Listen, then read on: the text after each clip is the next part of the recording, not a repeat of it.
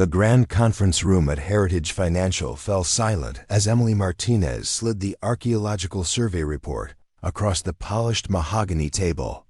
That worthless desert ranch you've been trying to buy? It's sitting on top of a treasure. Vault worth over $12 million.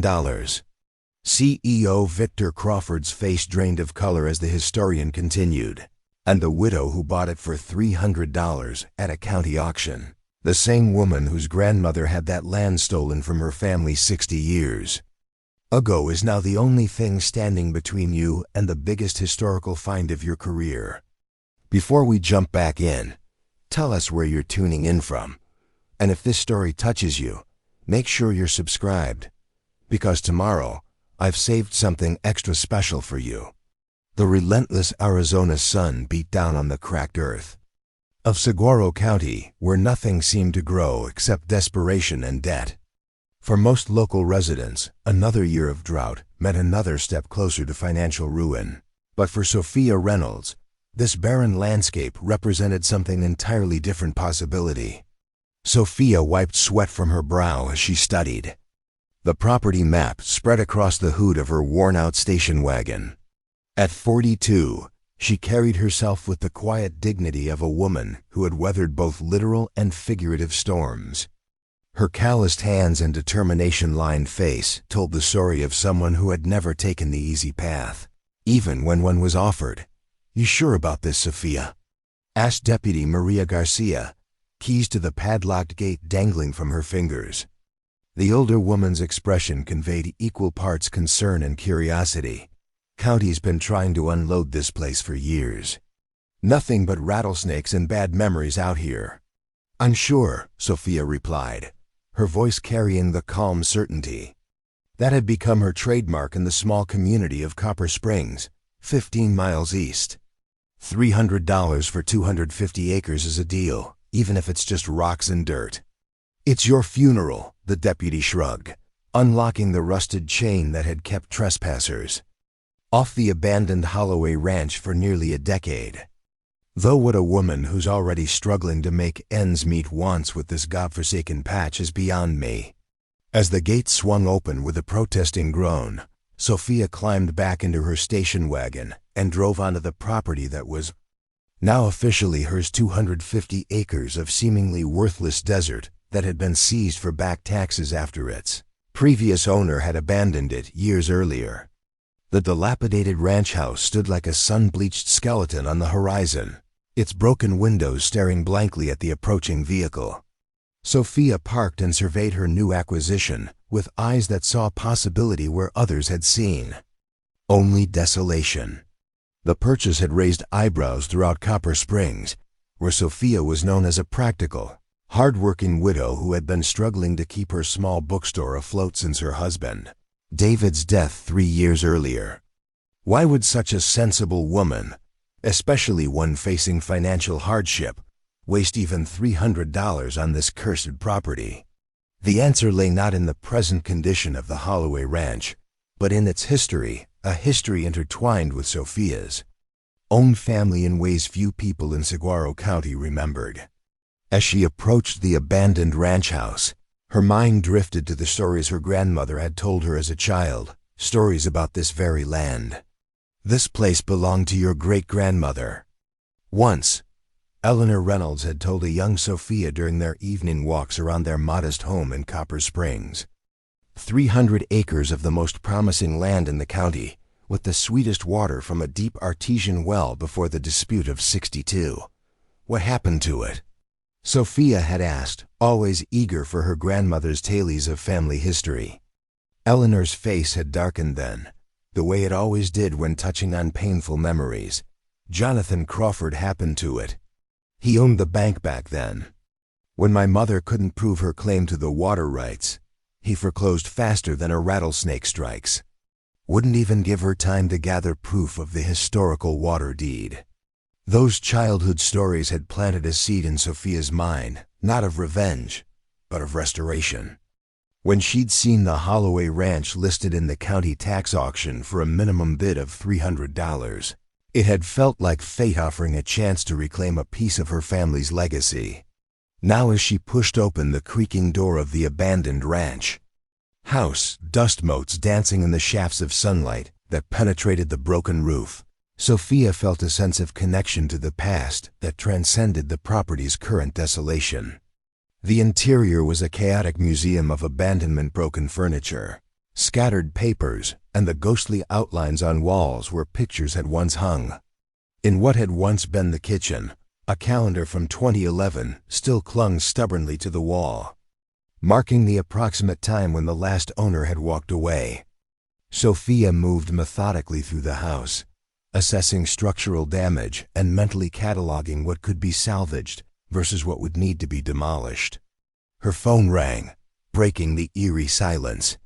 It was Lucas Bennett, her childhood friend, and now the town's water resource specialist, calling to check on her first impression of the property. "How's the disaster site?" he asked after making sure she'd arrived safely. Lucas had been the most vocal critic of Sophia's decision to purchase the Holloway Ranch, his practical nature recoiling at what seemed a sentimental waste of resources she could ill afford. "Less disastrous than expected," Sophia replied, stepping onto the back porch to escape the stifling interior heat. "The main house needs work, but the bones are solid. Most of the outbuildings are still standing." "And the land itself?" Lucas pressed, knowing that no amount of salvageable buildings could justify the purchase if there was no water potential. Preparing and narrating this story took us a lot of time, so if you are enjoying it, subscribe to our channel. It means a lot to us. Now back to the story. Sophia's gaze swept across the barren landscape. "It's been neglected, but that doesn't mean it's dead. I'm heading out to check the old well locations now. Just remember you've got the bookstore inventory order due on Friday," Lucas reminded her. "And Lily's science fair is tomorrow night. You promised to help her with her project tonight." "I'll be back in a few hours," Sophia assured him. "This is just a preliminary assessment." Her daughter Lily, now 14, had been supportive of the ranch purchase, seeing it as an adventure rather than a financial risk. After ending the call, Sophia retrieved her water dowsing equipment from the car, while her neighbors saw her simply as a struggling widow and bookstore owner. Her environmental science degree and 2 years working for the county water conservation board had given her skills beyond running a small business. Her interest in the Holloway Ranch wasn't just sentimental. She had studied the area's topographical maps and historical water surveys extensively before making her bid. The afternoon sun tracked across the sky as Sophia methodically checked the 2 wells marked on the property map. The first was, as expected, dried up and damaged beyond simple repair, a victim of both drought and neglect. But the second well, located in a depression behind a rocky outcropping, showed more promise. The old mechanical pump was seized with rust, but Sophia's testing equipment detected moisture at a depth that suggested the groundwater table might still be accessible. More intriguing was the soil composition around this area, unexpectedly different from the surrounding terrain in ways that made Sophia's scientific mind take notice. As she examined the old well structure more closely, Sophia noticed unusual stonework around its base, not the typical masonry she would expect from a simple water well. The stones were fitted together with remarkable precision, almost resembling the craftsmanship of much older structures she had seen in historical preservation magazines. Around 4:30, the distant sound of an approaching vehicle pulled Sophia's attention from her work. Shielding her eyes against the glare, she spotted a sleek black SUV navigating the rutted dirt road with obvious difficulty. The vehicle seemed comically out of place in these surroundings, like a penguin in the desert. The SUV came to a stop beside her station wagon, clouds of dust settling around its gleaming exterior. The door opened to reveal a woman in her early 30s, her business attire as incongruous with the desolate landscape as her vehicle. She approached with confidence despite her impractical footwear, extending a hand as she reached Sophia. "Mrs. Reynolds?" I'm Rebecca Lane, Acquisition Specialist for Heritage Financial. I was hoping to catch you here. Sophia accepted the handshake with measured caution. Didn't realize news traveled that fast. I've only owned this place for about 5 hours. Rebecca's polite smile didn't reach her eyes. In my business, information about property transactions is valuable, particularly when those properties are of interest to my employers. And why would Heritage Financial be interested in 250 acres of what everyone assures me is worthless? Desert? Sophia asked, her tone casual despite the sudden alertness she felt. May I be frank, Mrs. Reynolds? She didn't wait for permission. Heritage Financial is planning a major historical tourism project connecting our desert heritage sites with our Southwestern Cultural Center. The most cost-effective route runs directly through this property. Sophia absorbed this information with outward calm that masked her racing thoughts. Heritage Financial was the region's largest development company, having expanded dramatically. Under the leadership of Victor Crawford, son of the same banker who had foreclosed on her great-grandmother's property all those years ago, the coincidence seemed too precise to be chance. We're prepared to make a generous offer, Rebecca continued, misinterpreting Sophia's silence as negotiation tactics. $9,000 to 30 times what you paid at auction just hours ago. A substantial profit for minimal investment. The offer confirmed Sophia's suspicion that something larger was at play. No corporation offered 30 times market value without compelling reason. That's certainly generous, Sophia replied carefully. But I bought this place with specific plans in mind. I'm not looking to flip it. Rebecca's professional demeanor slipped slightly, revealing momentary frustration before she recovered. Perhaps if you shared your plans, we could discuss how Heritage Financial might help facilitate them on another property. $15,000 could purchase considerably more promising land elsewhere in the county. My plans are tied to this specific property, Sophia stated simply, but I appreciate Heritage's interest. If I reconsider, you'll be my first call. The finality in her tone was unmistakable. Rebecca handed her a business card with a practiced smile that didn't mask her disappointment. Please do think it over, Mrs. Reynolds. This offer won't remain open indefinitely. As the black SUV disappeared down the dirt road, kicking up dust that glowed orange in the setting sun, Sophia's mind worked through the implications of this unexpected visit. Why would a massive development corporation send a representative hours after her purchase? The proposed heritage tourism route explained their interest superficially, but not the urgency or the inflated offer. Sophia returned to the unusual stonework around the well, examining it more carefully in light of Heritage Financial's interest.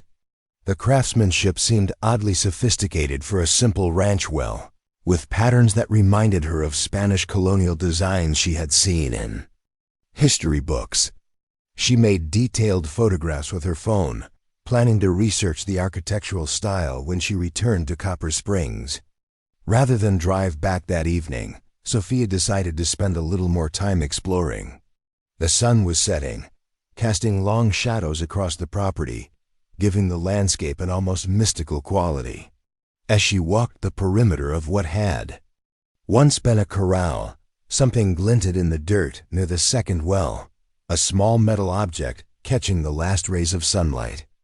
Kneeling down, Sophia brushed away decades of accumulated dust to reveal an old coin. Not just any coin, but what appeared to be a Spanish real, a piece of 8, its surface worn, but still showing the distinctive shield and pillars design. The discovery sent her heart racing.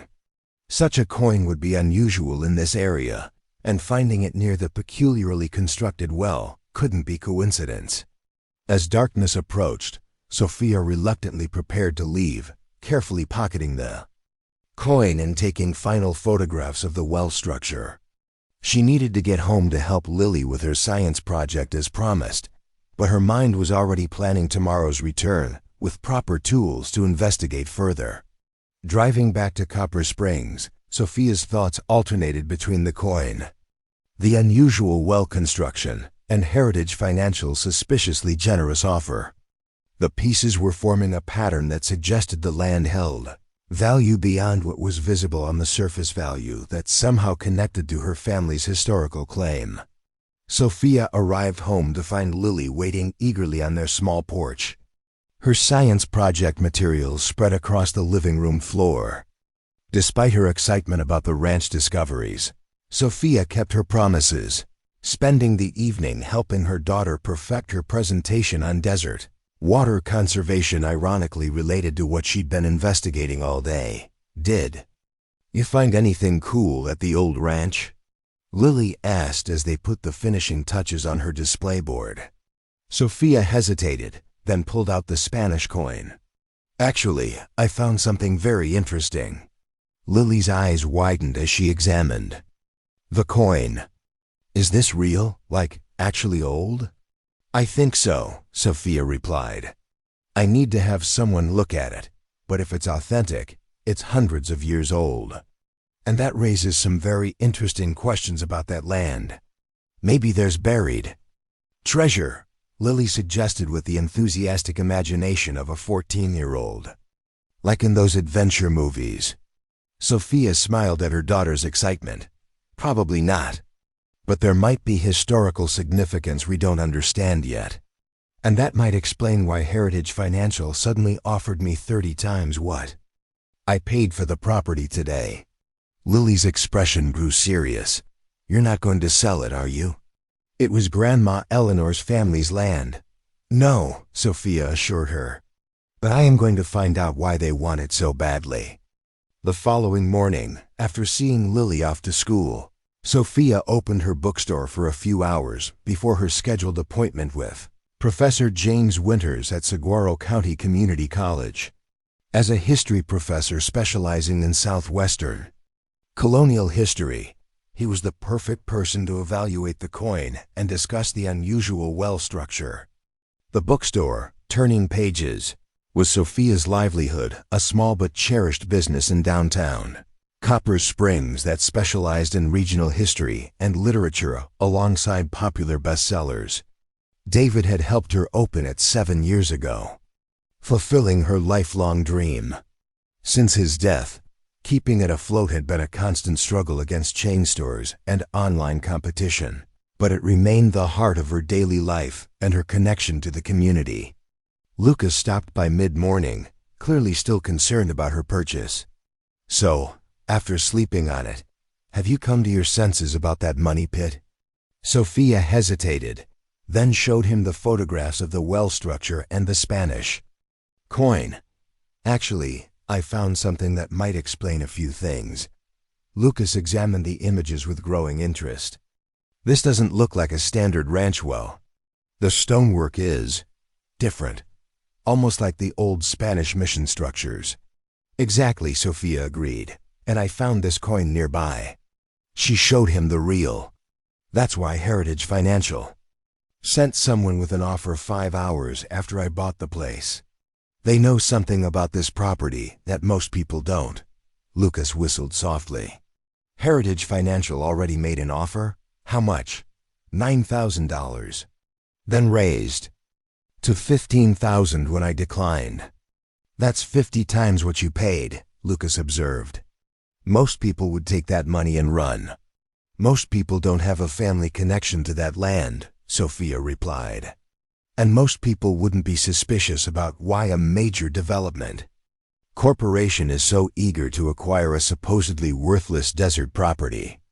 At noon, Sophia left her assistant in charge of the bookstore and drove to the community college with her findings. Professor Winters received her in his cluttered office, walls lined with maps and historical artifacts from throughout the Southwest. At 65, he combined academic knowledge with practical field experience, making him respected by both scholars and local history enthusiasts. "Mrs. Reynolds, what an interesting discovery," he remarked after examining the coin carefully under his desk magnifier. "This is indeed a Spanish colonial reel, likely from the late 1700s, not something one typically finds in Saguaro County." Is it valuable? Sophia asked, though that wasn't her primary concern. In itself, a few $100s perhaps, depending on condition and rarity, the professor replied. But the historical context of where you found it could be far more significant. He studied the photographs of the well structure with growing excitement. This stonework shows distinctive Spanish colonial construction techniques. The pattern here is particularly interesting, similar to what we see in certain mission caches. Caches?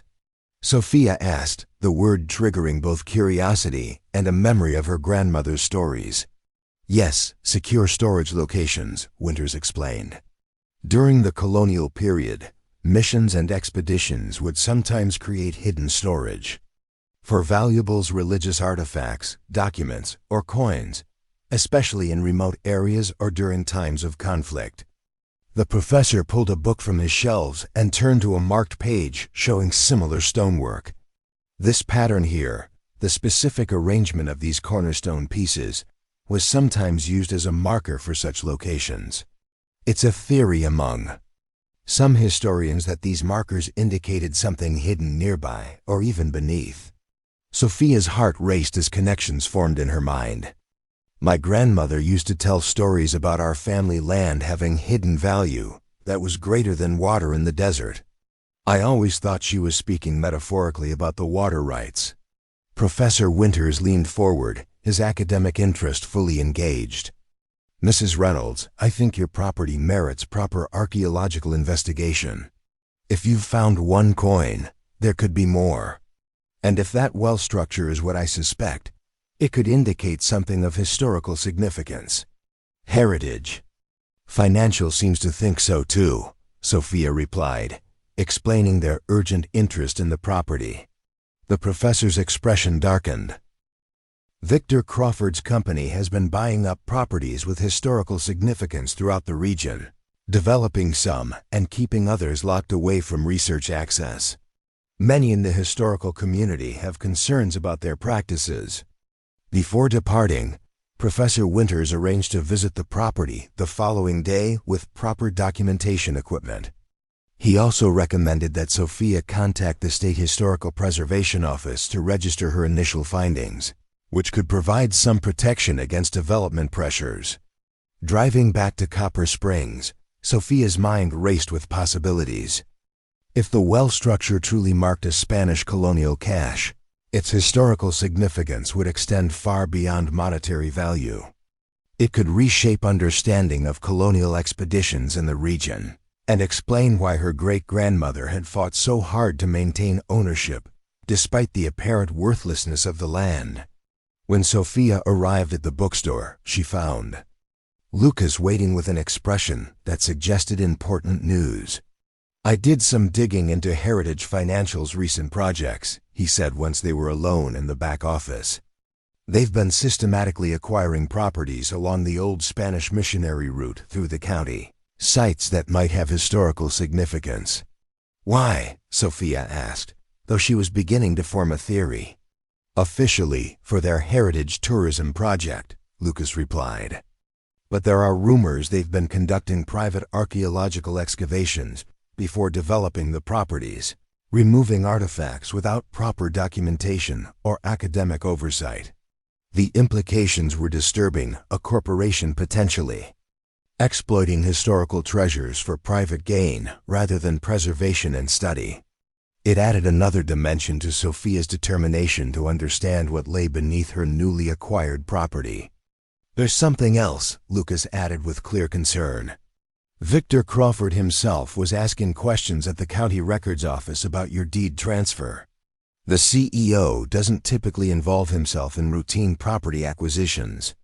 This detail heightened Sophia's suspicions further.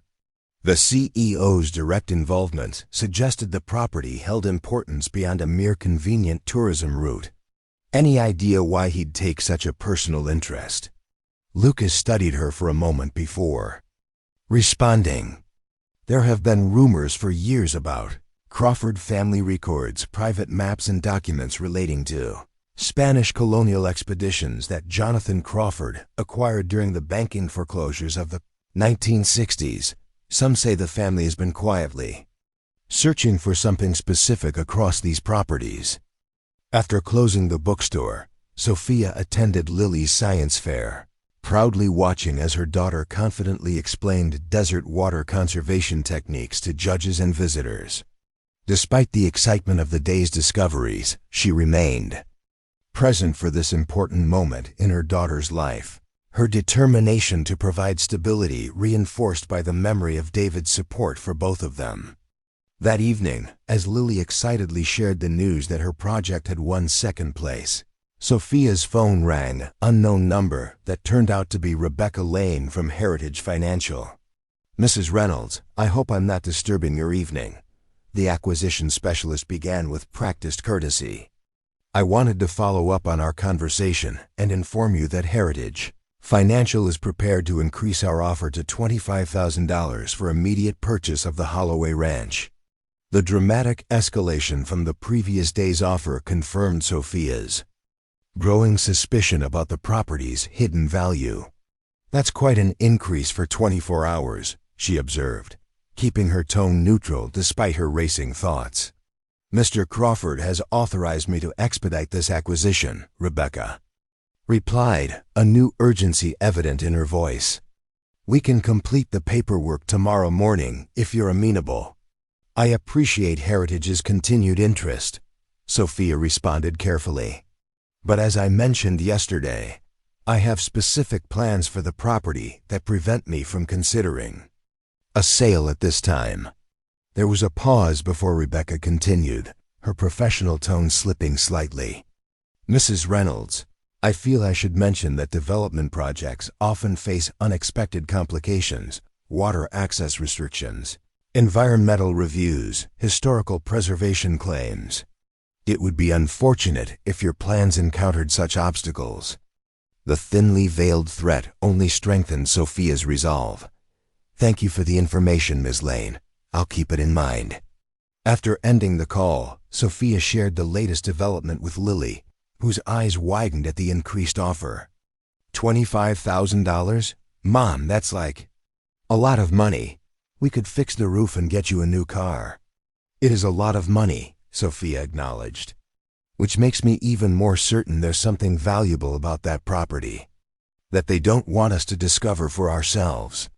The next morning, Sophia opened the bookstore early, planning to meet Professor Winters at the ranch in the afternoon. As she arranged a new display of Southwestern history books, she noticed a black town car pull up outside. From it emerged a man whose bearing announced wealth and power before he even entered. Victor Crawford himself, impeccably dressed in a tailored suit that seemed as out of place in small-town Copper Springs as Rebecca's heels had been in the desert. The bell above the door chimed as he entered, surveying the modest bookstore with the measured assessment of someone accustomed to evaluating assets rather than browsing titles. At 60, Crawford carried himself with the precise blend of charm and intimidation that had built his company into a regional powerhouse. "Mrs. Reynolds," he greeted her with practiced cordiality that didn't quite reach his calculating eyes. "A charming establishment. I see why you might be reluctant to shift your focus to property development." "Mr. Crawford," Sophia acknowledged, continuing to arrange books with deliberate calm. "I'm surprised the CEO of Heritage Financial makes personal visits regarding routine property acquisitions." A tight smile crossed his features. "The Holloway Ranch acquisition has certain timelines that warrant my direct involvement. I understand Ms. Lane conveyed our revised offer?" "She did," Sophia confirmed, finally turning to face him directly. "As I told her, I'm not interested in selling." Crawford studied her with the practiced assessment of someone accustomed to identifying leverage points. "Mrs. Reynolds, I appreciate sentimental attachments. I understand this property once belonged to your family before unfortunate circumstances led to its transfer." The deliberate reference to the historic connection between their families confirmed what Sophia had begun to suspect. Crawford knew exactly who she was and the property's significance to her family history. "Sentiment is part of it," Sophia acknowledged. But I'm also curious why Heritage Financial is so interested in land that's supposedly worthless. A tourism route is hardly worth $25,000 for a small section of access. Heritage investments look beyond surface appearances. Crawford countered smoothly. And I'm prepared to increase our offer to $50,000 in recognition of your family's historical connection to this property. The significant escalation of the offer crystallized Sophia's suspicions more effectively than any archaeological evidence could have. And if I told you Professor Winters believes there might be a Spanish colonial cache beneath the old well structure? For a brief moment, Crawford's composed facade cracked, a flicker of calculation and concern crossing his features before the confident mask returned. Speculation based on a single old coin would be a risky basis for turning down a guaranteed return. Archaeological investigation costs tens of thousands of dollars, with no certainty of results. Yet Heritage Financial seems willing to pay well above market value to acquire this specific property, Sophia observed. That suggests your company has information beyond what's publicly available. Crawford studied her with new intensity. Reassessing the widow bookstore owner he had clearly underestimated. I'll be direct, Mrs. Reynolds. Heritage Financial conducted historical research on this region 3 years ago. The results suggested potential significance worth investigating. The most promising indicators were on this property. The same property that once belonged to my family before your father foreclosed on it, Sophia noted, the historical connection suddenly taking on new significance. Ancient history, Crawford dismissed with a wave of his hand. Business decisions. From another era. My interest is purely in current opportunities. He paused, recalibrating his approach. $75,000, Mrs. Reynolds. Final offer, contingent on immediate acceptance. The escalation from $9,000 to $75,000 in the space of a single day told Sophia everything she needed to know about the potential value hidden beneath her supposedly worthless land. I think I'll hold on to it for now, she replied calmly. See what my own exploration reveals. Crawford's expression hardened, the pretense of friendly negotiation evaporating. Individual property owners rarely have the resources to properly develop historical discoveries. Mrs. Reynolds, the expertise, the preservation requirements, the security considerations, they're prohibitive for someone in your position. Perhaps, Sophia acknowledged. But I have something you apparently want quite badly. That creates options I didn't have yesterday. As Crawford returned to his town car, the tension in his posture revealed the failed negotiation had unsettled him more than he wanted to show. Before departing, he turned back with one final comment. Consider carefully before you proceed. Mrs. Reynolds, historical exploration is a complex undertaking with many potential complications, particularly for newcomers. The thinly veiled threat hung in the air as the town car pulled away, leaving Sophia with the certainty that her $300 purchase had placed her at the center of something far more significant than a simple property dispute. The worthless desert ranch acquired for sentimental reasons now represented not just potential wealth, but a chance to uncover historical truth and perhaps balance an old injustice. What neither Sophia nor Victor Crawford could have anticipated was how quickly events would escalate, nor the shocking discoveries that lay not just beneath the sun-baked soil of the Holloway Ranch, but in the forgotten records of a past that would soon return to change everything. If this story has captured your attention, make sure you're subscribed because tomorrow's video reveals exactly what Sophia discovered beneath that worthless ranch and the shocking connection to the Crawford family that changed everything. The small conference room at Saguaro County Community College fell silent as Professor James Winters completed his presentation. Based on these preliminary findings, we're looking at what appears to be a Spanish colonial cache, potentially containing artifacts worth millions to historians and collectors alike. He turned to Sophia, whose composed expression masked her internal shock. And that's just from our initial ground-penetrating radar scans of the eastern section where the well is located. The formation likely extends further. Before we continue this incredible story, tell us where you're watching from in the comments. If you're enjoying this real-life David versus Goliath tale, make sure you're subscribed, because tomorrow's video reveals the shocking documents Sophia found hidden in the old ranch house that changed everything. 3 days had passed since Sophia's confrontation with Victor Crawford in her bookstore. Those days had been a whirlwind of activity as she leveraged every professional connection and resource at her disposal to understand exactly what lay beneath her $300 purchase. The morning after Crawford's visit, Sophia had met with her longtime friend and attorney, Elena Gonzalez, in the modest law office that served most of Copper Springs' small business community. "Let me get this straight," Elena had said, leaning back in her worn leather chair. "You bought an abandoned ranch for $300, and the next day the CEO of Heritage Financial personally offered you $75,000 for it." Her expression reflected equal parts amazement and concern.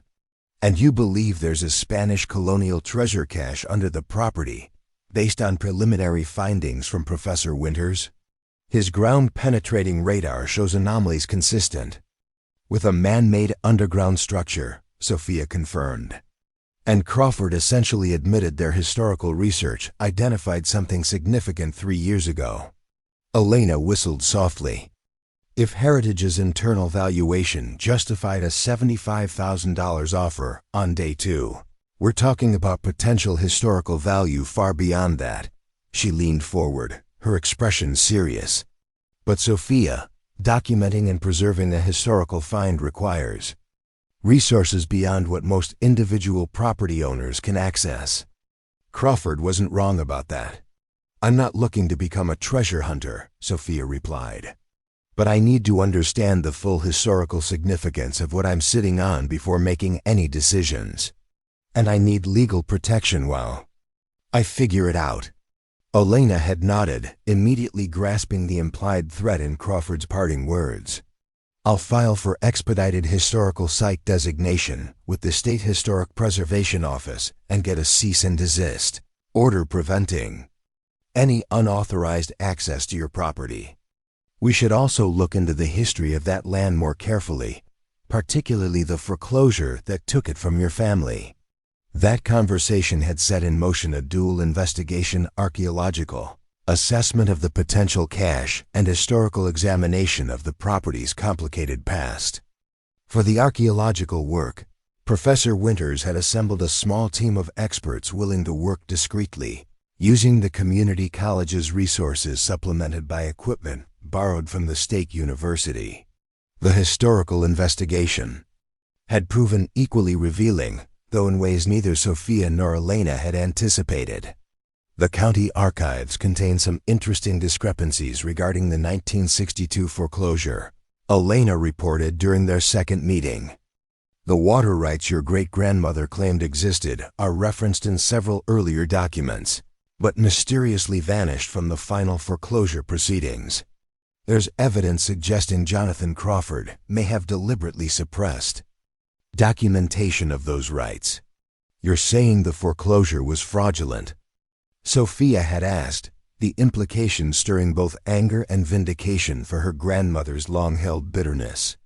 "Not provably fraudulent after 60 years, Elena cautioned, but ethically questionable at minimum. Jonathan Crawford used the water rights dispute as an opportunity to acquire potentially valuable property through technical default, rather than acknowledging documented historical claims." This historical context added layers to Sophia's increasingly complex situation. What had begun as a sentimental purchase to reclaim family legacy now represented both potential historical treasure and possible justice for her family's past.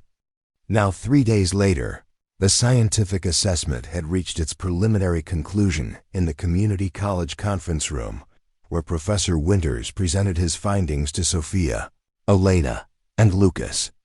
"A Spanish colonial cache?" Lucas repeated, the concept clearly difficult to process. Like an actual treasure vault from the 1700s? Not treasure in the traditional sense of gold and jewels, Professor Winters clarified. Though such caches often contained valuable coins like the one Mrs. Reynolds found. More significantly, they served as secure storage for historical documents, religious artifacts, and culturally significant items, particularly during periods when missions feared attack or needed to preserve their most important possessions. Which explains Crawford's increasingly aggressive tactics, Alina added grimly. She slid a document across the table to Sophia. Heritage Financial filed a petition yesterday, challenging the auction process that transferred ownership to you.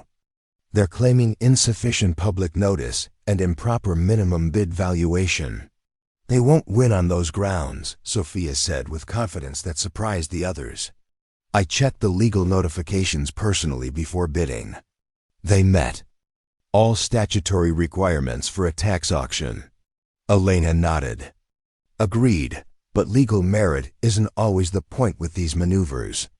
They're trying to cloud your title and create uncertainty while applying pressure from multiple angles. Like the county inspector who showed up yesterday claiming there was a water contamination concern near my property, Sophia asked. And the sudden interest in surveying the access road for maintenance, Lucas added. Classic corporate pressure tactics, Elena confirmed. They're hoping you'll decide the legal hassle isn't worth it and accept their offer, which I'm guessing will increase significantly now that Professor Winters has confirmed the potential historical find. Sophia's phone vibrated with an incoming text from Deputy Garcia. Heritage Financial trucks heading toward Holloway Ranch said they have survey permission from county. Thought you should know. We need to get out there, Sophia said, showing the others the message. They're making a move. The drive to the Holloway Ranch took 30 minutes at speeds that stretched rural highway safety margins. As they approached the access road, they spotted 2 white trucks with Heritage Financial logos parked near the gate, which now sported a brand new chain and padlock different from the one Sophia had installed. Deputy Garcia's patrol car was already on scene, the older woman standing between the corporate vehicles and the gate with the patient stance of someone accustomed to diffusing tense situations. Afternoon, Sophia, the deputy greeted as they pulled up. These gentlemen seem to have misunderstood county access regulations. 3 men in Heritage Financial uniforms stood near their trucks, equipment cases visible in the open truck beds. The apparent leader stepped forward with professional confidence that faltered slightly at Elena's appearance. Mrs. Reynolds, I presume? I'm Thomas Weber, Senior Archaeological Technician for Heritage Financial. He held up an official-looking document. We have county authorization to conduct historical assessment along the proposed heritage tourism corridor that crosses this property. Elena intercepted the document before Sophia could respond. This is a general archaeological survey permit for county roads and public easements, she observed after a quick review. It doesn't authorize access to private property without owner consent. Weber's confident expression wavered further. The county administrator assured us this permit covered necessary access. The county administrator doesn't have authority to grant access to private property, Deputy Garcia interrupted mildly. Something I explained when I found these gentlemen cutting your lock, Sophia. You cut my lock? Sophia asked, her normally calm demeanor showing rare signs of anger. We replaced it with a new one, Weber offered weakly, holding out a key. We were instructed to secure the site after conducting our survey. Instructed by whom? Elena pressed. Weber's hesitation spoke volumes. Our operations supervisor relayed instructions from management. Let me guess, Sophia said. Management being Victor Crawford himself? The technician's uncomfortable shift was confirmation enough. Elena handed the permit back with practiced professionalism that didn't mask her satisfaction. Please inform Mr. Crawford that unauthorized access to this property constitutes criminal trespass. Any future attempts will result in immediate legal action against both the individuals involved and Heritage Financial as a corporate entity. As the Heritage Financial employees retreated to their vehicles, Deputy Garcia cut off the unauthorized lock and replaced it with Sophia's original. "They're getting desperate," she observed. Switching from legal maneuvers to direct action suggests they're running out of patience or time, or both. The question is, why now? What's changed in their timeline? Elena wondered. The answer arrived the following morning in the form of a regional business newsletter that featured a small announcement. Heritage Financial finalizes arrangements for Southwestern Heritage Trail Project. Construction to begin within 45 days. That's their pressure point, Lucas observed when Sophia showed him the article at the bookstore. They've committed to construction schedules with penalties for delays.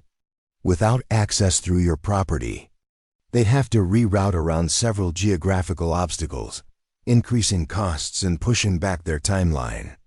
No wonder Crawford's getting aggressive, Sophia added, the pieces falling into place. This gives us leverage, but also increases risk, Elena noted. A corporation facing deadline pressure has motivation to pursue all available options, legal and otherwise. The attorney's warning proved prescient when Rebecca Lane appeared at Sophia's bookstore later that afternoon, her corporate polish somewhat diminished by obvious stress. "Mrs. Reynolds, I'm authorized to offer you $100,000 for immediate sale of the Holloway Ranch property," she stated without preamble. "Over 300 times your investment, with expedited closing and all transfer costs covered by Heritage Financial." The dramatic increase from the previous $75,000 offer confirmed Elena's assessment of Heritage's growing desperation. Sophia received the offer with outward calm that betrayed none of her internal calculation. "That's a significant improvement on your last proposal. We recognize the property's importance to our timeline," Rebecca acknowledged. "This offer represents fair market value with substantial premium for expedited transfer." Fair market value for land potentially containing Spanish colonial artifacts worth millions to historians and collectors? Sophia countered, watching her reaction carefully. Rebecca's professional composure cracked momentarily, confirming she hadn't been informed of Sophia's knowledge regarding the potential cash. "I'm not authorized to discuss speculative assessments," she recovered. "This offer relates specifically to the heritage tourism access requirements." "I see," Sophia replied. "Please inform Mr. Crawford that I appreciate Heritage Financial's improved offer, but remain uninterested in selling at this time." After Rebecca departed, Sophia drove out to the Holloway Ranch for what had become her daily property check. The attempted trespass by Heritage's survey team had heightened her vigilance, with Lucas and several trusted friends taking turns monitoring the property throughout the day. The ranch house had become Sophia's primary focus during these visits. While the potential treasure commanded most attention, her original interest in reclaiming family legacy hadn't diminished. She had begun clearing decades of accumulated debris, salvaging what could be preserved while documenting the property's condition. In what had once been a storage room beneath the main staircase, Sophia had discovered a cache of old documents sealed in a rusted metal box records, apparently hidden intentionally before the foreclosure. These papers had revealed disturbing details about Jonathan Crawford's systematic manipulation of water rights, claims for multiple families during the 1960s drought, creating a pattern of predatory foreclosures that had consolidated vast tracts of land under bank ownership for pennies on the dollar.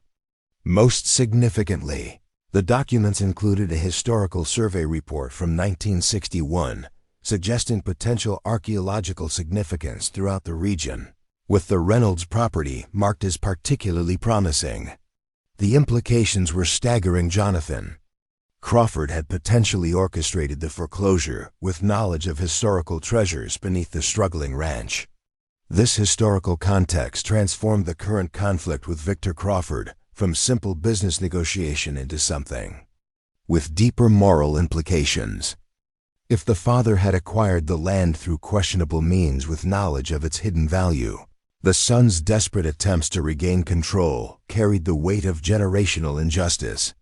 As Sophia sorted through more documents in the dilapidated storage room, the sound of approaching vehicles drew her attention. Through the dusty window, she spotted Deputy Garcia's patrol car, followed by an unfamiliar black sedan with government plates. Outside, Sophia found the deputy, accompanied by a serious-looking woman in a business suit. "Sophia, this is Amanda Torres from the State Attorney General's office," Garcia introduced. "She'd like to speak with you about Heritage Financial and your property." The unexpected appearance of a state prosecutor elevated the situation beyond anything Sophia had anticipated. "Of course," she responded, leading them to the relatively stable front porch where she had placed salvaged chairs. "Though I'm not sure how I can help the Attorney General's office." Amanda Torres studied her with the measured assessment of someone accustomed to evaluating credibility. "Mrs. Reynolds, our office has been investigating Heritage Financial for potential violations of state historical preservation laws and improper influence over county officials. Your recent interactions with the company have intersected with our ongoing investigation. I've had some unusual experiences with them since purchasing this property," Sophia acknowledged cautiously. "So I've heard," Torres replied. "Deputy Garcia contacted our office after yesterday's trespassing incident, which appears to connect to other patterns we've been monitoring." She removed a file from her briefcase. "Are you aware that the county administrator who authorized Heritage's archaeological survey permit has received substantial consulting fees from Crawford Family Foundations over the past 3 years?" Sophia exchanged glances with Deputy Garcia, whose expression suggested this was new information to her as well. "I wasn't aware of that connection. We've been building a case concerning Heritage's methods of securing access to historically significant properties," Torres continued. "Your situation represents a particularly clear example of their escalating tactics when conventional approaches fail." The conversation that followed revealed an investigation far broader than Sophia's individual property dispute. Heritage Financial's aggressive expansion under Victor Crawford had apparently involved systematic efforts to influence local officials, manipulate permit processes, and pressure reluctant landowners through questionable means. "We believe your property represents special importance to Heritage beyond simple tourism route access," Torres concluded after outlining the broader investigation. "Their response to your purchase has been disproportionate to typical right-of-way negotiations." "I might have insight into why," Sophia replied after brief consideration. She explained the potential Spanish colonial cash and the historical documents, suggesting Jonathan Crawford's knowledge of archaeological significance before the 1962 foreclosure. Amanda Torres's professional demeanor couldn't entirely mask her excitement at this new information. "This adds significant dimension to our investigation. Would you be willing to share copies of these historical documents and Professor Winter's preliminary findings?" After the prosecutor departed with copies of both the historical records and the archaeological findings, Deputy Garcia remained behind. "You just escalated this situation beyond anything Crawford will be prepared for," she observed. "The AG's office has been looking for leverage against Heritage for years. You just handed them a case with both historical and current implications." "I didn't start this fight," Sophia replied, "but I won't back down from it either." "Just watch your back," the deputy advised. "Crawford won't take this lying down." The warning proved prophetic. The very next morning, Sophia awoke to urgent calls from 3 neighboring property owners.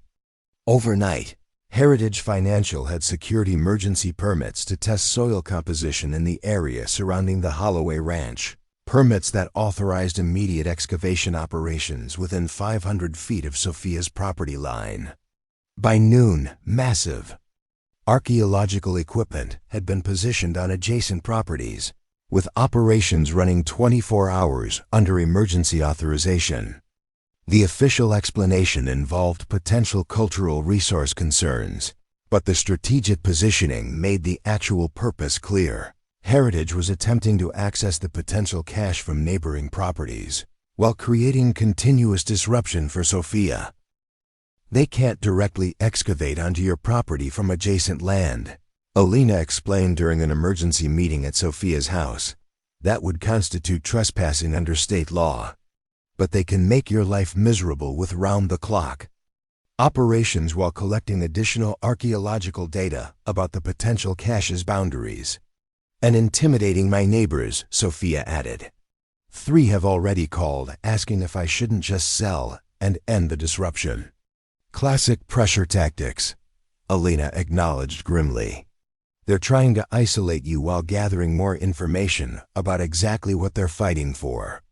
The situation escalated further that afternoon when Rebecca Lane returned, this time accompanied by Heritage Financial's chief legal counsel, Bradford Reynolds, a silver-haired corporate attorney with a reputation for aggressive negotiation. Mrs. Reynolds, in light of recent developments, Heritage Financial is prepared to make a final offer of $250,000 for immediate transfer of the Holloway Ranch property, Reynolds stated with cold efficiency. This represents our absolute maximum valuation considering all relevant factors. The 5-fold increase from Crawford's personal offer confirmed the corporation's growing desperation, an amount that would transform Sophia's financial situation and secure her and Lily's future beyond anything she had imagined possible from her $300 investment. And if I decline? Sophia asked, curious about their prepared response. Reynolds' expression hardened. Then we proceed with all available legal remedies to resolve access requirements for our heritage tourism project. I should note that archaeological testing operations on adjacent properties will continue indefinitely under our emergency authorization. The impact on local quality of life would be unfortunate but necessary. The threat was barely veiled. Accept our offer, or we'll make life unbearable for you and your neighbors while fighting you through every legal channel available. I'll need time to consider an offer of this magnitude, Sophia replied, revealing nothing of her actual reaction to either the amount or the implied threat. You have 48 hours, Reynolds stated flatly. After that, the offer expires permanently, and we pursue alternative approaches to securing our interests. After they departed, Lucas voiced what everyone was thinking. $250,000 would transform everything for you and Lily. You could expand the bookstore, pay off your mortgage, establish a college fund, all from a $300 investment on a property you bought for sentimental reasons. And let Crawford complete what his father started, Sophia responded quietly. Taking land through manipulation and pressure, knowing it contains value far beyond what's being offered. It's your decision, Lucas acknowledged. But $250,000 is life-changing money for what started as a sentimental purchase. The following morning brought unexpected development when Amanda Torres returned, this time with additional personnel from the Attorney General's office, who began documenting Heritage's excavation operations on neighboring properties. We found irregularities in their emergency authorization, Torres explained to Sophia as they watched the state officials photograph equipment positions. The cultural resource concern they cited doesn't correspond to any reported data or testing results. We're suspending their operations pending full review. By mid-afternoon, Heritage's archaeological equipment stood silent, a significant victory, though likely temporary given the corporation's resources and influence. The respite allowed Sophia to focus on a new development. Professor Winters had called with results from additional ground-penetrating radar that expanded their understanding of the potential cache. The underground structure is larger than our initial assessment, he explained when Sophia arrived at his laboratory. Based on these new scans, we're looking at what appears to be a chamber approximately 15 by 20 feet, with what may be smaller adjoining spaces. If this is indeed a Spanish colonial cache, It could represent one of the most significant finds in southwestern archaeological history. The revised assessment transformed Heritage's seemingly generous $250,000 offer into something approaching exploitation. Even considering preservation costs and the academic rather than commercial value of such a find, the historical significance far outweighed the monetary offer. Have you made a decision about their offer? Professor Winters asked, aware of the pressure Sophia faced. Not yet, she admitted, though these findings certainly clarify the stakes involved. As Sophia drove back toward her home, her phone rang with an unfamiliar number. The caller identified himself as Dr. Michael Parker, senior archaeologist. For Heritage Financial. Mrs. Reynolds, I believe we should meet, he said without preamble. There are aspects to the situation you need to understand before making your final decision. The unexpected contact from within Heritage's organization raised immediate suspicion. Why would a Heritage employee want to meet with me outside official channels? Because what's happening isn't right, Parker replied, surprising Sophia. With his directness, I've been with Heritage for 12 years. What Crawford is doing now crosses lines that shouldn't be crossed.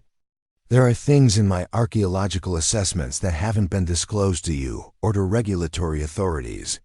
Intrigued, despite her caution, Sophia agreed to meet at a cafe in neighboring Yucca Valley, beyond Crawford's immediate sphere of influence. Upon arriving, she found Parker already seated in a corner booth, a man in his early 50s with the weathered appearance of someone who spent considerable time in field excavations rather than corporate offices. I'm risking my career by talking to you, Parker began without preamble after Sophia joined him. But I can't be part of what's happening anymore. Crawford is deliberately misrepresenting critical information about both the Heritage Tourism Project and the potential archaeological find under your property. What kind of misrepresentation? Sophia asked, studying the archaeologist carefully for signs of deception or manipulation. The tourism route doesn't need to cross your property, Parker stated flatly. There are 2 alternative routes that add minimal cost and actually reduce impact on other documented historical sites. Crawford rejected them specifically to create pretext for acquiring the Holloway Ranch. Because of the potential Spanish cash, Sophia surmised. Parker nodded. The site is significantly more important than you probably realize. My comprehensive assessment, which Crawford has kept strictly internal, indicates this isn't just any colonial cache. The configuration matches descriptions of a very specific missing historical collection, the lost San Cristobal Mission Archives. He slid a flash drive across the table. These are my complete findings, including 3-dimensional mapping of the entire underground structure. The San Cristobal Archives disappeared during territorial conflicts in the 1780s and were thought destroyed. If this is indeed that collection, we're talking about priceless, historical documentation that could reshape our understanding of the entire colonial period in this region. Sophia absorbed this information with outward calm that masked her internal shock. Why would Crawford go to such lengths rather than simply acknowledging the historical significance and working through proper channels? It's not just about historical value, Parker replied. It's about family legacy and control of the narrative. The Crawford family has built their reputation as regional historical authorities and benefactors. Their private collection of southwestern artifacts is renowned, though few question how many of those items were acquired through foreclosures similar to what happened with your family's property. The archaeologist hesitated before continuing. There's something else you should know. I found documentation in our historical archives suggesting Heritage's interest in this property dates back to its founding. Jonathan Crawford apparently transferred the land to Heritage's predecessor company shortly after foreclosure, then back to private ownership when initial archaeological techniques couldn't confirm the cache's location. The property has changed hands multiple times since then, but always with Heritage maintaining right of first refusal until the recent tax auction that transferred ownership to you without their knowledge. This revelation completed the picture Sophia had been assembling from fragmented historical documents. Jonathan Crawford had apparently orchestrated the foreclosure with specific knowledge of potential archaeological significance, then maintained corporate control through hidden ownership structures for decades. Crawford isn't just trying to acquire valuable property, Parker concluded. He's attempting to protect a family secret that could have significant legal and reputational implications if fully exposed. Your purchase disrupted decades of careful control. Their meeting concluded. Parker offered one final insight. Tomorrow morning, Crawford is meeting with the Heritage Financial Board to discuss final resolution of the Holloway Ranch situation. Whatever he's planning goes beyond the offer you've received. Be careful. Driving back toward Copper Springs, Sophia's mind processed the implications of Parker's revelations. The situation had evolved beyond negotiation over property value into something with moral and potentially legal dimensions that transcended simple business transaction. Her deliberation was interrupted by an urgent call from Deputy Garcia. Sophia, there's a fire at the Holloway Ranch. Fire department is responding, but the old house is fully engaged. You need to get out here. Arriving at her property 30 minutes later, Sophia found the ranch house consumed by flames, despite the rural fire department's efforts to contain the blaze. Deputy Garcia approached as Sophia exited her car, expression grim beneath her official composure. This wasn't accidental, the deputy stated without preamble. Fire chief found evidence of accelerant around the perimeter. Someone wanted this place burned to the ground. As Sophia watched the historical structure collapse in flames, the timing seemed too convenient to be coincidence. The documents she had discovered evidence of Jonathan Crawford's questionable foreclosure practices and knowledge of archaeological significance were now ash, along with any other historical evidence the building might have contained. I made copies of the most important documents, Sophia said, more to herself than the deputy. But anything else that might have been hidden there is gone forever. This crosses a line from corporate pressure tactics to criminal activity, Garcia observed.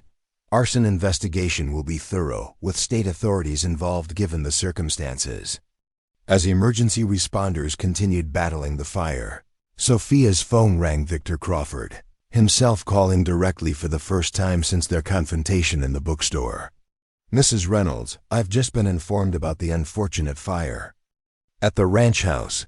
Crawford's voice carried practiced concern that didn't mask underlying tension. Truly regrettable loss of historical structure.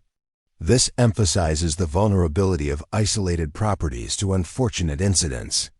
The implied threat beneath the superficial sympathy was unmistakable. Are you calling to express condolences or deliver a message, Mr. Crawford?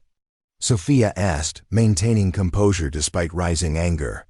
Merely to remind you that our offer expires tomorrow, Crawford replied smoothly. Given tonight's unfortunate development, perhaps reconsideration is appropriate. $250,000 provides opportunity to start fresh without further complications. I'll let you know my decision tomorrow, Sophia responded, revealing nothing of her internal reaction to this thinly veiled intimidation. As she ended the call, Sophia surveyed the burning remains of the ranch house with newfound clarity.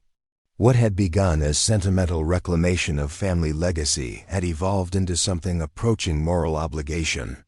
The property represented not just potential historical discovery, but opportunity to correct injustice perpetuated across generations.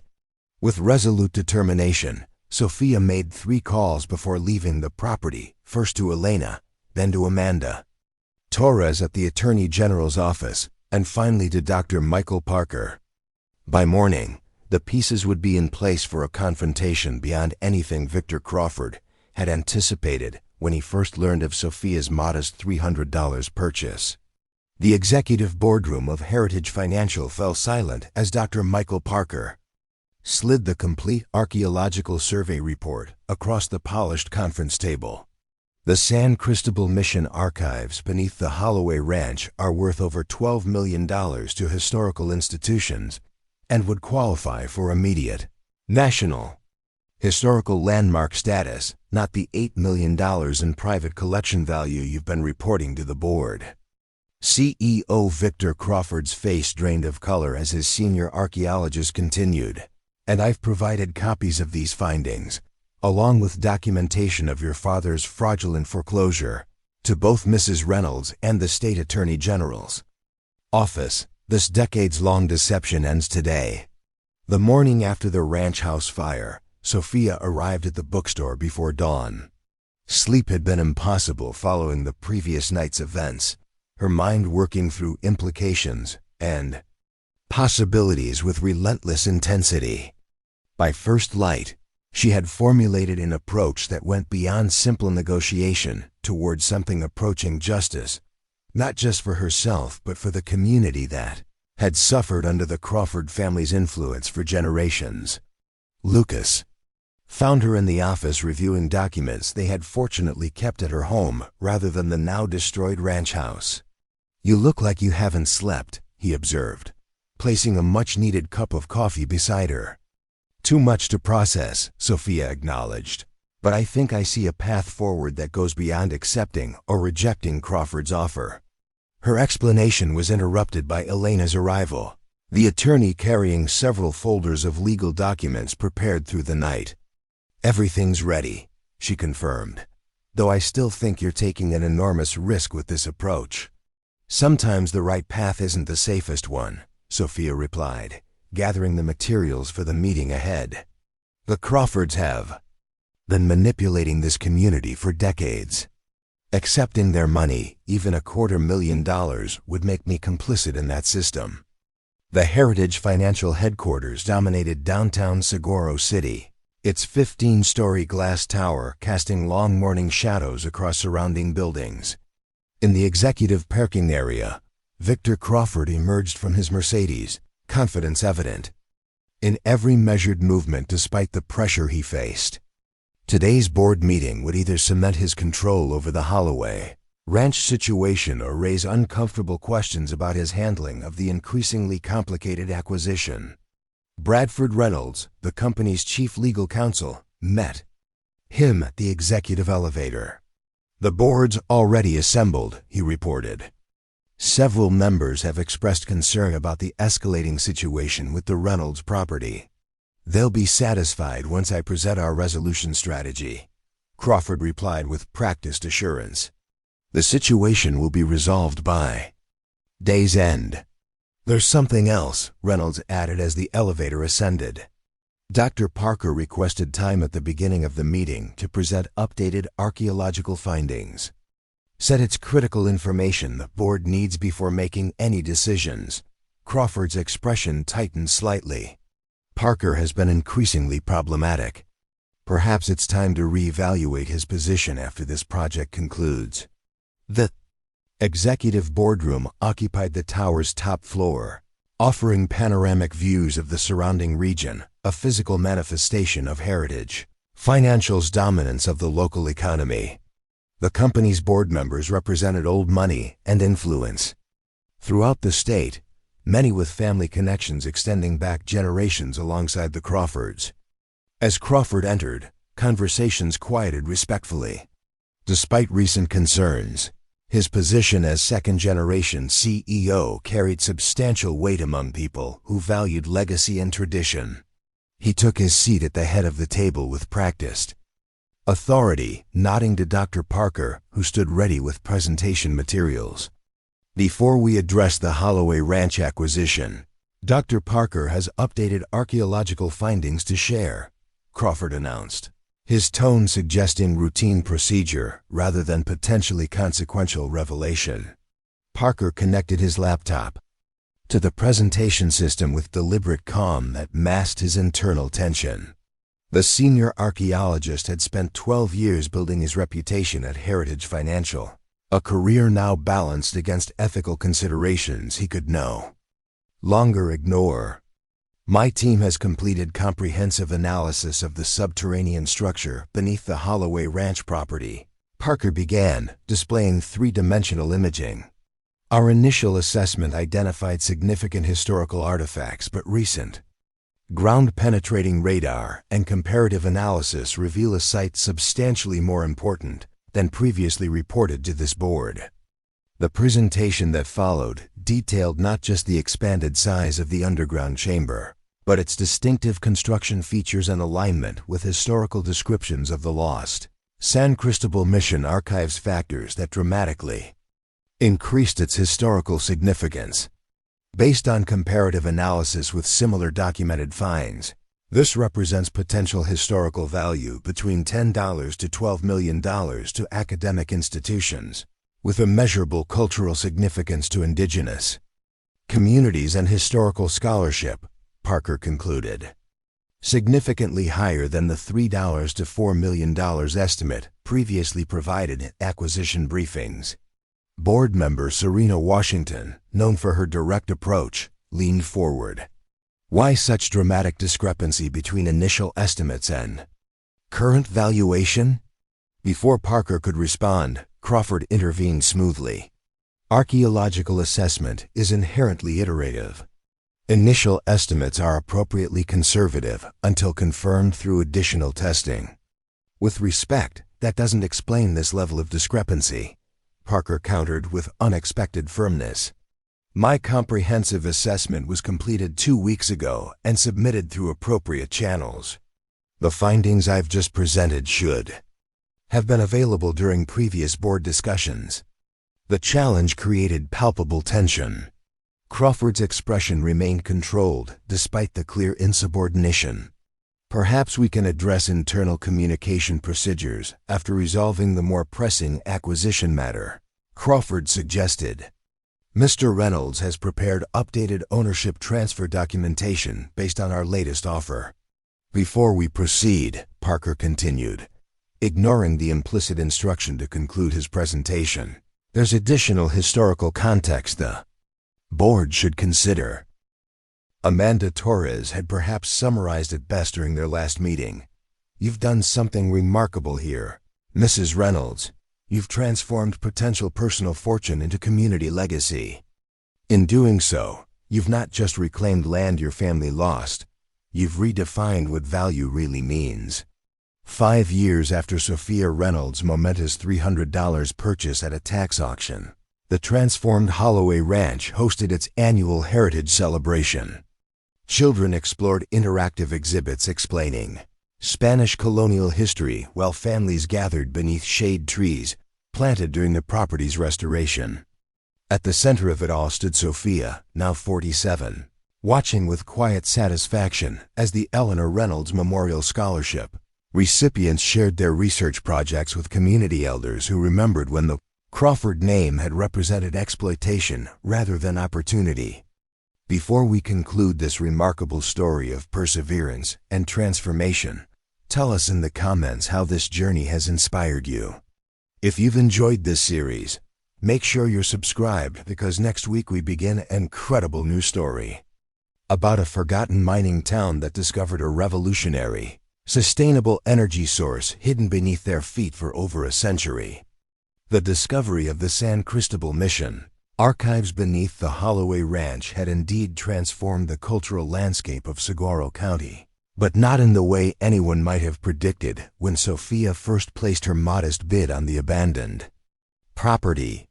The Holloway Cultural Heritage Partnership, now in its 5th year of operation, had established a preservation model that challenged conventional practices throughout the historical conservation industry while creating educational opportunities across the region.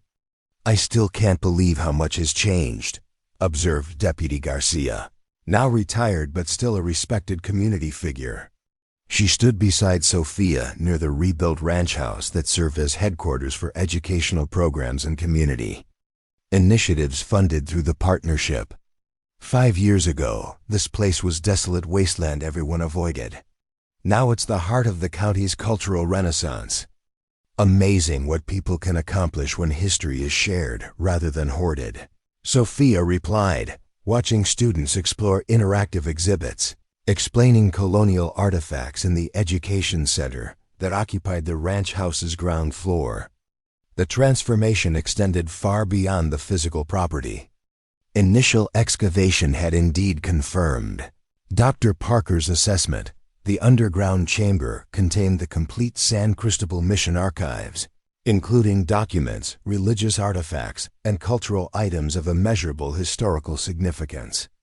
The collection included first-hand accounts of indigenous communities, detailed maps of the region predating American surveys, and documentation of daily life that transformed historical understanding of the entire colonial period.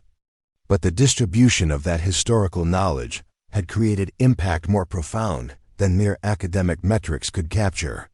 Under Serena Washington's leadership, Heritage Financial had embraced the community partnership model pioneered at the Holloway Ranch, implementing similar approaches across multiple historical sites throughout the region. The company's corporate culture had transformed from aggressive acquisition toward collaborative preservation, creating unexpected competitive advantage through improved community relations and educational partnerships that anticipated academic interests rather than restricting access.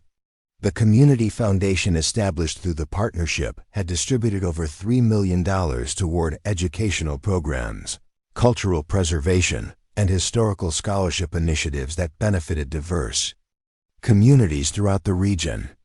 Scholarships enabled students to pursue higher education in archaeology, anthropology, and cultural studies without crippling debt. Research grants created opportunities for indigenous scholars to document their community's historical perspectives. Preservation projects protected cultural heritage while creating accessible educational resources for future generations. Most remarkably, the model had spread beyond Saguaro County, with historical institutions throughout the Southwest, implementing variations of the Holloway Partnership approach. The Reynolds model, as academic publications had labeled it, was transforming preservation practices that had remained unchanged for decades, proof that ethical approaches to cultural heritage could create educational advantage alongside community benefit. As Sophia moved through the celebration, greeting neighbors and partnership stakeholders, she spotted Professor Winters speaking with a group of scholarship recipients near the archaeological exhibits.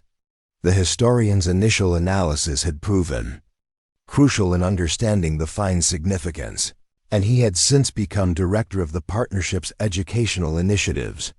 These students are developing digital preservation techniques that could revolutionize access to fragile historical documents, he reported as Sophia joined them.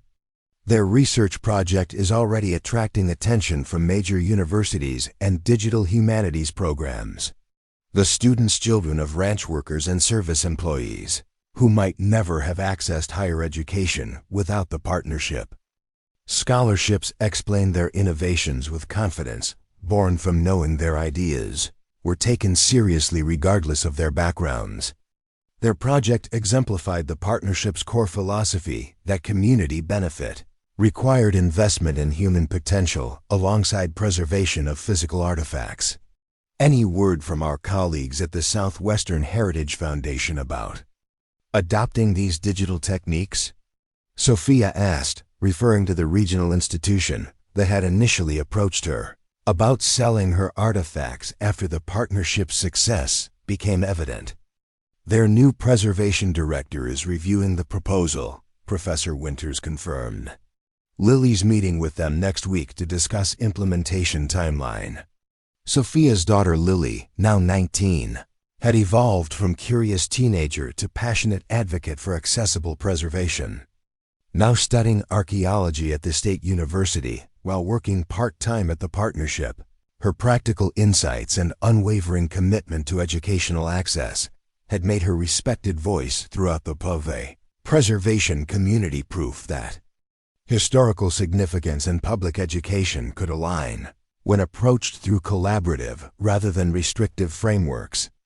As afternoon progressed toward evening, the community celebration transitioned to formal recognition program held beneath string lights in the central gathering area. Local officials, academic representatives, and community members assembled to honor particularly impactful initiatives developed through the partnership over the previous year. When Sophia took the podium to present the annual Community Impact Award, an unexpected figure at the back of the gathering caught her attention: Victor Crawford himself, observing the proceedings with unreadable expression. The former Heritage Financial CEO had not returned to Saguaro County since his resignation 5 years earlier, his presence creating ripple of surprised whispers among those who recognized him. Sophia acknowledged the unexpected visitor with brief nod before continuing her presentation, highlighting the remarkable achievements of a digital language preservation initiative that had documented endangered indigenous languages throughout the region. The project exemplified how historical discovery was creating lasting cultural impact beyond traditional academic boundaries, addressing community needs that had remained unmet for generations. As formal presentations concluded and attendees enjoyed dinner prepared by local restaurants, supported through partnership small business grants, Victor Crawford approached Sophia with the measured caution of someone uncertain of his reception. "Impressive transformation," the former CEO observed, gesturing toward the thriving community gathering. "Hardly recognizable as the same property. People can accomplish remarkable things when given proper resources and respect," Sophia replied neutrally, studying the man whose family had shaped the region's history through very different approaches than what the celebration represented. Crawford had aged visibly in the 5 years since their confrontation in the Heritage Financial boardroom, though still carrying himself with inherited confidence. Something in his bearing suggested diminished certainty, a man whose fundamental assumptions had been challenged by outcomes he hadn't anticipated. "My consulting firm has been studying your partnership model," he acknowledged, surprising Sophia with this unexpected disclosure. "Several clients are implementing variations of your shared access structure and educational foundation approach. The results are proving instructive." The admission represented remarkable evolution from the man who had once dismissed community benefit as irrelevant to corporate objectives. "The model works because it acknowledges shared stewardship rather than ownership," Sophia observed. "Something your father's generation of business leaders never fully recognized." Crawford's expression revealed complex reaction to this reference to his family legacy. "I've been researching my father's business practices, particularly regarding the original Reynolds property foreclosure," he said after brief hesitation. "The documented manipulation of water rights claims during the drought. It wasn't isolated incident, it was apparently standard practice." This acknowledgement of historical injustice from the man whose family had perpetrated it created momentary speechlessness for Sophia. "What prompted that research?" she finally asked.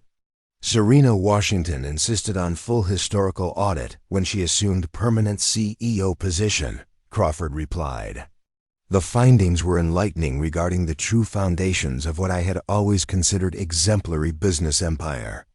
Before Sophia could respond to this unexpected revelation, they were joined by Maria Vasquez, the current chair of the Community Foundation Board and granddaughter of indigenous community members, whose historical records had been documented in the San Cristobal archives.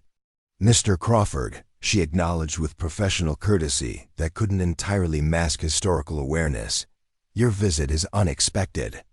"I'm here in research capacity," he explained, "documenting the partnership model for case study on alternative preservation approaches." Maria's expression reflected polite skepticism. "Interesting focus given your historical approach to cultural resources." "Perhaps because of that history," Crawford replied with surprising candor. "Success creates responsibility to understand practices that prove more effective than one's own approaches." This acknowledgement of the partnership's success from the man who had most aggressively opposed its creation represented significant evolution beyond corporate defensiveness. The conversation that followed revealed Crawford's apparent transformation. From exploitation-focused executive to analyst of collaborative development models, though whether driven by genuine ethical reconsideration or mere pragmatic adaptation remained unclear. As Crawford departed with research materials provided by the Foundation staff, Maria observed, "5 years ago he was threatening your life and burning down historical buildings to protect family secrets. Now he's studying your model as best practice example. That's either remarkable transformation or sophisticated co-option strategy." "Perhaps both," Sophia acknowledged. "But either way, the partnership model is reshaping practices his family established over generations. That's meaningful progress regardless of his personal motivations." As evening deepened and celebration continued with music and dancing beneath the stars, Sophia found quiet moment with Lucas near the Memorial Garden, established to honor community members who hadn't lived to see the region's transformation. Among the commemorative plantings stood simple stone marker for Eleanor Reynolds, Sophia's grandmother whose stories of family land had inspired the purchase that changed everything. "Your grandmother would be amazed by what you've accomplished," Lucas observed, knowing how deeply those childhood stories had influenced Sophia's approach to the property and its development. "She always believed this land held value beyond what others could see," Sophia replied, "though I doubt even she imagined anything like this." The "this" encompassed far more than the physical transformation of once abandoned ranch into thriving educational center. It included scholarship recipients who would become first university graduates in their families, researchers who had established groundbreaking preservation techniques through partnership grants and cultural restoration, projects that had healed decades of historical neglect throughout the region. Most significantly, it included fundamental shift in power dynamics that had governed the community for generations. Where corporations had once controlled historical resources while concentrating benefit among small ownership class, the partnership model ensured cultural heritage reached even the most vulnerable community members through education, preservation training, and economic opportunity that transcended traditional class boundaries. The celebration continued late into the evening, community members of all backgrounds sharing meals, conversations, and dances in celebration that reflected more than mere archaeological success. What they commemorated was the community itself, its resilience, interdependence, and capacity for transformation when historical resources were distributed with justice rather than concentrated through exploitation. The following morning found Sophia at her bookstore, which had flourished alongside the partnership's success. What had once been struggling small business had evolved into vibrant cultural hub combining book sales with community programming, historical lectures, and educational resources that connected literary culture with regional heritage. Lily arrived for their scheduled meeting regarding expansion of the partnership model to neighboring county, where similar community foundation was being established around recently discovered historical site. The Mesquite County Historical Society approved the foundation charter yesterday, she reported as they settled in Sophia's office. They're eager to implement partnership approach for the mission artifacts discovered during renovation of their courthouse. Another historical site, another opportunity for community education, Sophia noted with satisfaction. Further proof. The model transcends specific discoveries. The core principles apply regardless of artifact type, Lily agreed. Shared access, educational priority, and community governance create sustainable outcomes across cultural heritage categories. Their discussion of implementation details was interrupted by unexpected visitor Dr. Michael Parker, whose courageous testimony in the Heritage Financial Boardroom had proven crucial to establishing the partnership 5 years earlier. The Procust archaeologist had departed the company alongside Victor Crawford, though in dramatically different circumstances and with considerably more respect from colleagues and community alike. "Sorry to interrupt," Parker apologized from the doorway, "but I thought you should see this immediately." He placed archaeological journal on Sophia's desk, open to feature article, Crawford publishes comprehensive study of Holloway Partnership Model, acknowledges transformative impact on historical preservation practices. The article detailed extensive analysis Victor Crawford had published through prestigious academic journal, documenting the Holloway Cultural Heritage Partnership's operational structure, preservation techniques, and governance frameworks with unexpected objectivity. Most remarkably, the study acknowledged superior outcomes of partnership approach compared to traditional acquisition models across multiple metrics: educational access, preservation quality, and community benefit. He actually analyzed the data objectively, Parker observed with evident surprise. There's no spin or corporate defensiveness, just straightforward acknowledgement that the partnership model outperforms traditional approaches on virtually every meaningful metric. Sophia scanned the article, equally surprised by Crawford's apparent intellectual honesty regarding model that had directly challenged his family's multi-generational approach to historical resources. The concluding quote seemed particularly significant. The Holloway Partnership represents paradigm shift in cultural preservation by demonstrating that shared access creates sustainable advantage compared to restrictive ownership models.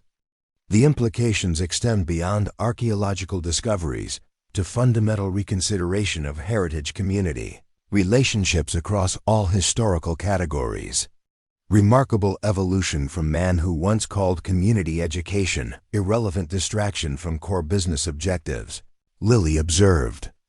Though I notice he never directly acknowledges his own opposition to the model's implementation or his family's historical exploitation of the communities now benefiting from the partnership, Parker added.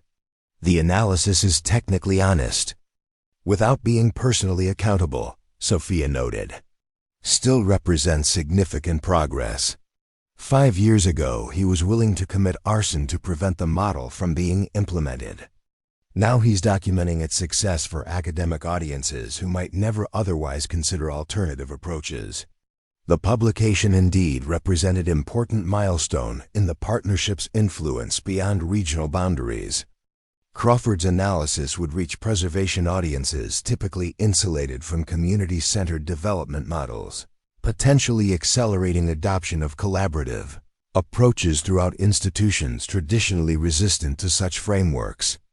Later that afternoon, Amanda Torres visited the bookstore to discuss the study's implications for ongoing regulatory reforms her office was promoting at state level. The prosecutor had leveraged the partnership's success to advocate for statutory changes that incentivize community benefit structures across multiple preservation categories, creating systemic transformation beyond what individual institutional practices could achieve. Crawford's study adds credibility beyond what our regulatory advocacy alone could accomplish, Torres acknowledged. When former CEO known for aggressive acquisition strategy documents superior outcomes from community partnership model, even the most resistant legislators take notice. Has he reached out to your office regarding the historical documents we uncovered before the fire? Sophia asked, curious whether Crawford's apparent evolution extended to accountability for his family's past actions. Not directly, Torres replied, though he hasn't opposed our efforts to create restitution framework for families affected by his father's predatory foreclosure practices. His silence represents tacit acceptance, if not explicit accountability. The conversation shifted toward upcoming legislative session where statutory changes would be considered to formalize cultural heritage partnership structures within state preservation codes, creating legal framework that incentivized collaborative approaches through tax benefits, grant priorities, and streamlined regulatory processes typically unavailable to traditional private collectors. The Holloway model is becoming legal template for next-generation preservation structures, Torres explained. What began as resolution to specific property dispute is evolving into statutory framework that could transform heritage practices statewide. This expansion from individual project to systemic reform represented fulfillment of vision that had gradually evolved from Sophia's initial purchase. What had begun as sentimental reclamation of family legacy had transformed first into community partnership, then regional development model, and now potential statutory framework with implications extending far beyond Saguaro County, or even archaeological preservation specifically. 1 week later, the Holloway Cultural Heritage Partnership Board gathered for quarterly governance meeting in the conference center that occupied the rebuilt ranch house's second floor. Representatives from Heritage Financial, Community Educational Foundation, and Sophia's original ownership stake reviewed operations with particular attention to proposed expansion into digital preservation, alongside continued physical conservation. Serena Washington, now in her 5th year as Heritage Financial CEO, presented analysis supporting integration of advanced scanning technology throughout the archive collection. The digitization approach creates accessibility, while demonstrating practical transition pathway from physical preservation toward broader educational dissemination. She explained, "We've secured foundation grants that maintain existing conservation protocols while funding technology implementation over a 24-month timeline." The proposal exemplified the partnership's evolving approach, acknowledging physical artifacts' continued importance, while systematically building digital capacity that would eventually extend access far beyond physical visitation limitations. This balanced transition reflected broader philosophy of shared soup that had become the partnership's hallmark, rejecting false choice between preservation security and educational accessibility in favor of integrated approach that honored both priorities. As board members reviewed technical details of the proposed expansion, conversation shifted toward broader implications of Crawford's published analysis and upcoming legislative consideration of partnership model statutory framework. The potential for their local innovation to reshape preservation practices throughout the Southwest and potentially beyond created both excitement and sense of responsibility among governance representatives. "We have opportunity to establish implementation standards that could guide similar partnerships for generations," noted Maria Vasquez from the Community Foundation. "The decisions we make regarding governance structure, educational access, and community representation will likely become templates for initiatives we never directly interact with."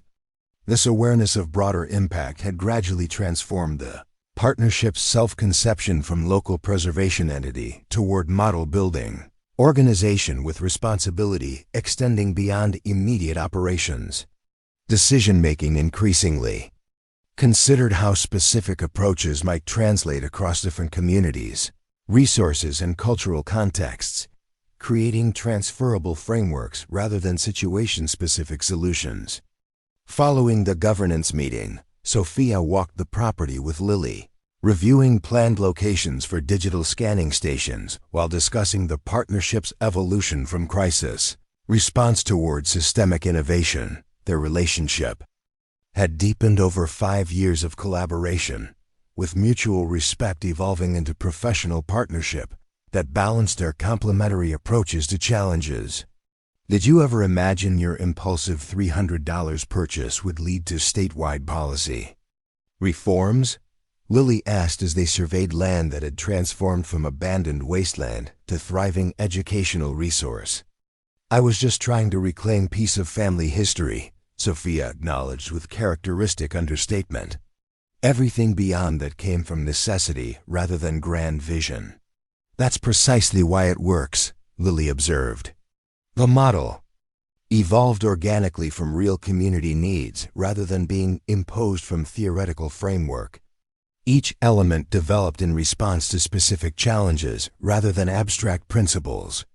The observation captured essential quality that had made the partnership successful. Where more ideologically driven approaches often failed, its pragmatic responsiveness to actual community circumstances combined with unwavering commitment to shared access as foundational value. The balance between practical implementation and ethical Consistency had created solution that worked in reality rather than merely theory. As sunset painted the landscape in golden light, they paused at Eleanor Reynolds' memorial marker in the community garden. Children played nearby on equipment funded through the partnership's education initiatives, their laughter providing living testimony to the model's impact on future generations. Your grandmother told you stories about this land to keep family connection alive, Lily noted, knowing how deeply those childhood conversations had influenced her mother's approach to the property. But she created legacy far beyond land ownership. She instilled values that transformed not just this property, but entire communities' relationship with historical resources. The observation captured essential truth about the partnership's origins, that while discovery of Spanish colonial archives had created historical opportunity, the values guiding development decisions had come from intergenerational wisdom regarding community interdependence and responsible stewardship. The archaeological discovery was necessary, but insufficient without ethical framework to guide its preservation and access. As they returned to the ranch house, lights from the education center illuminated pathways where community members participated in evening programs, language preservation workshops, historical research training, and cultural events celebrating the region's diverse heritage. The buildings hummed with purposeful activity 7 days a week, physical manifestation of historical knowledge shared rather than hoarded. "We've created something remarkable here," Lily acknowledged as they watched participants of all ages engage in community-building activities. But the real test will be whether it continues evolving after the initial excitement over the discovery eventually fades. "That's why the digital integration matters beyond preservation considerations," Sophia replied. "We're building educational pathway rather than collection endpoint. The community infrastructure we're establishing will continue serving needs long after the physical artifacts are fully documented." This forward-thinking approach distinguished the partnership from short-term exhibition cycles that had historically characterized archaeological discoveries throughout the region.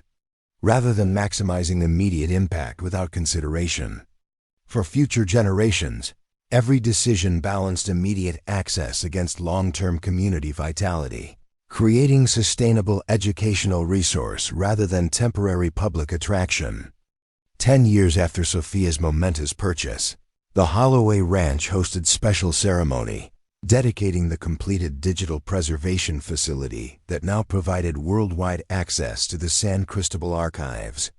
The technology integration throughout the property's educational areas symbolized the partnership's evolution from physical preservation toward comprehensive knowledge dissemination that balanced protection with accessibility.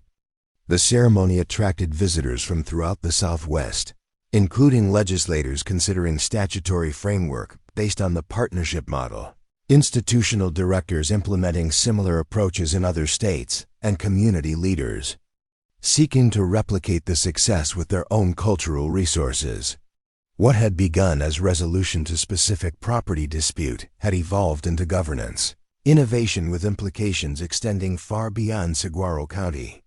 Among the distinguished attendees was unexpected figure Victor Crawford himself, now author of influential book examining how collaborative preservation models outperformed traditional institutional approaches across multiple historical categories.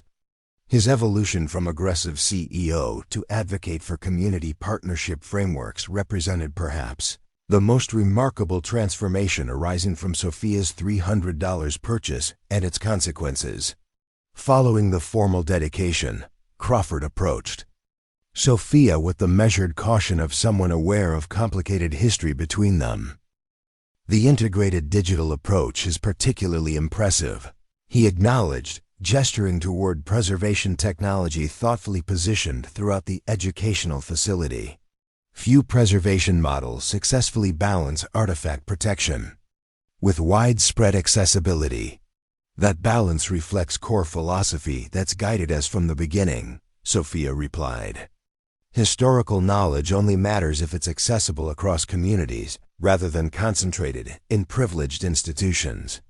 A philosophy my family never embraced, Crawford acknowledged with surprising candor. My father and I both prioritized acquisition over education, extracting maximum control without considering broader cultural benefits or indigenous perspectives. The admission of fundamental philosophical error from man once dedicated to opposite approach created moment of surprising connection across years of conflict and transformation. What changed your perspective? Sophia asked, genuinely curious about evolution that had seemed unlikely during their boardroom confrontation a decade earlier. Crawford considered the question with thoughtfulness that would have been uncharacteristic in his corporate leadership days. Watching this partnership succeed beyond anything my traditional approaches could have achieved, he finally replied. The evidence became simply too compelling to ignore. Community-centered preservation consistently outperforms acquisition-based models across every meaningful metric, including long-term institutional sustainability. As afternoon sunlight illuminated the careful preservation work below, Sophia surveyed the property that had changed not just her life, but the community's cultural trajectory. The modest bookstore had expanded into regional chain with educational focus, providing sustainable business foundation while promoting literacy and historical awareness throughout the Southwest. What had begun as sentimental reclamation of family legacy had evolved into something with impact extending far beyond anything she had imagined when placing that modest $300 bid at the county tax auction. The true value of her purchase had never really been the millions of dollars in historical artifacts beneath the surface, but the opportunity to demonstrate that even in preservation and education, approaches based on fairness and shared access could succeed where exploitation and concentration of knowledge ultimately failed. Looking across the gathering of community members, scholars, and formerly opposed corporate leaders now united in collaborative purpose, Sophia recognized the most valuable discovery had never been the physical artifacts themselves, but the revelation that transformation was always possible for people, for institutions, and for communities willing to imagine different relationship with their shared cultural heritage. Up next, you've got two more standout stories right on your screen. If this one hit the mark, you won't want to pass these up. Just click and check them out. And don't forget to subscribe and turn on the notification bell so you don't miss any upload from us.